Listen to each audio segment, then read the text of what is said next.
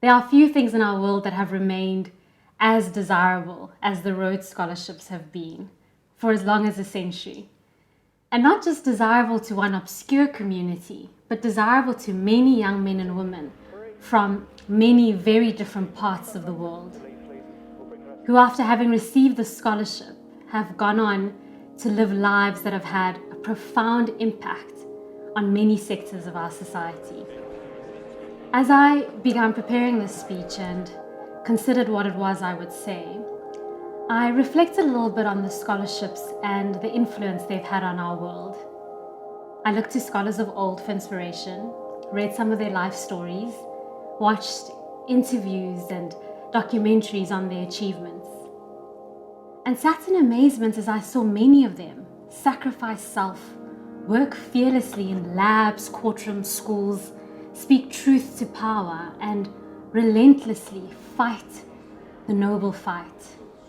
I really was struck by the caliber of these men and women, all proudly calling themselves Rhodes Scholars, many professing that it was this place that changed their lives, this scholarship that forever bound them to a commitment to doing good for humanity.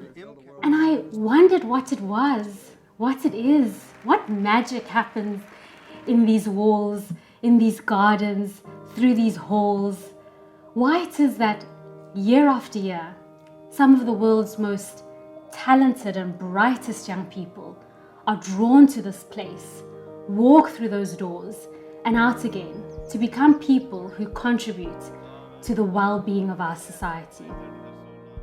I wondered if it could perhaps be attributed to the diversity one encounters in Rhodes House, the daily meetings with young men and women who at times hold worldviews that completely challenge those of your own.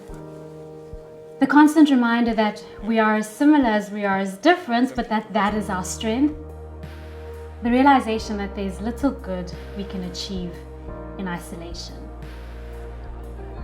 And then I thought maybe it's the opportunity Oxford offers to step out of the fray, press pause on life, even if just momentarily, walk for a while in the wilderness and think.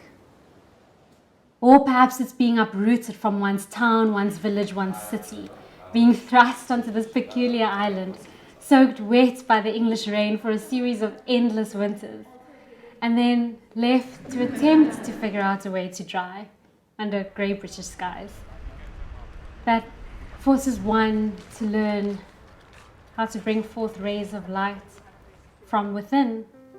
Or maybe it's the many nights spent with book in hand in front of a plate of bland English food that teaches that there are hungers in all of us no amount of exotic foods can fill, and that we are more than just bodies needing nourishment, but souls seeking meaning. Or it might be the friendships made with a group of people yoked by a similar promise, a similar sense of duty, who go on to live their lives with moral force of character and charge you to do the same. I don't know what it is.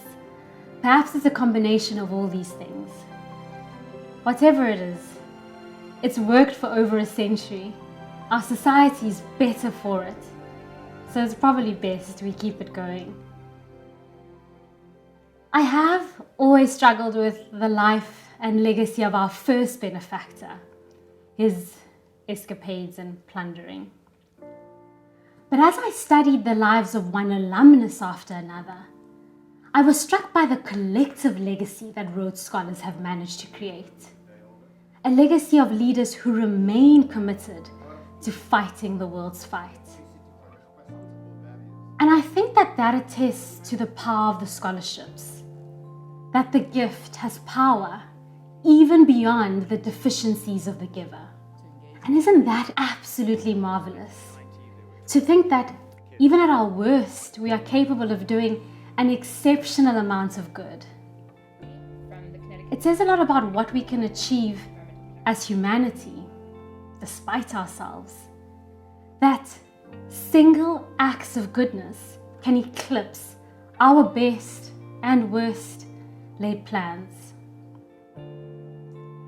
We have come a long way from the days of Rhodes and his compatriots, but we still have a long way to go. Honest, courageous, thoughtful leaders are just as much needed today as they were 110 years ago. The complexities of our world continue to challenge the leaders of our nations. Decisions must be made about whether to wage war or not to wage war, to intervene or not to intervene, to strike or not to strike, to vote for or to vote against. And even though the choices are deceptively binary, the implications are treacherously open-ended. So remain committed that we may continue to leave this collective legacy of leaders committed to fighting the world's fight.